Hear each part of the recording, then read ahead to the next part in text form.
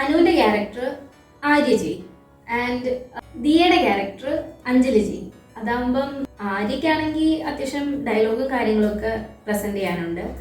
പക്ഷേ അഞ്ജലിയുടെ ക്യാരക്ടർ എന്ന് പറഞ്ഞു കഴിഞ്ഞാൽ ചുമ്മാ പോയി നിന്ന് കൊടുത്താൽ മതി. നമ്മുടെ ക്ലാസ്സിലും അഞ്ജലി അത് തന്നെയാണല്ലോ ചെയ്യുന്നത്. എന്നും വരും, ആ മൂലയിലിരുന്ന് എന്തൊക്കെയോ കാണിക്കും, വീട്ടിൽ പോകും. ഈ കൊച്ചു ക്ലാസ്സിലുണ്ടോയെന്ന് പോലും തന്നെ എനിക്ക് സംശയം. അത് ശരിയാ ടീച്ചർ പറഞ്ഞത്. ഞാൻ സ്കൂളിൽ വരുന്നത് പഠിക്കാൻ വേണ്ടിയിട്ടാണ്, അല്ലാതെ ടീച്ചറിനെ പോലെ പ്രിൻസിപ്പലിൻ്റെ അറ്റൻഷൻ കിട്ടാൻ വേണ്ടിയിട്ട് പ്രിൻസിപ്പലിൻ്റെ വണ്ടിയിലെ കാഷ്ടം തുടയ്ക്കാനും വാലായിട്ട് നടക്കാനും ഒന്നും എന്നെ കിട്ടാറില്ല. ഞാനിവിടെ വരുന്നു, പഠിക്കുന്നു, പോകുന്നു. അല്ലാതെ എൻ്റെ കൂടെ പഠിക്കുന്ന മറ്റ് ഫ്രണ്ട്സിൻ്റെ ഒന്നും മൂഡ് താങ്ങാൻ ഞാൻ നിൽക്കാറില്ല.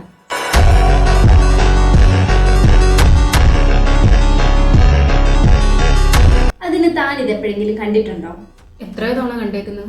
ഇന്നും കൂടെ കണ്ടതേ ഉള്ളൂ.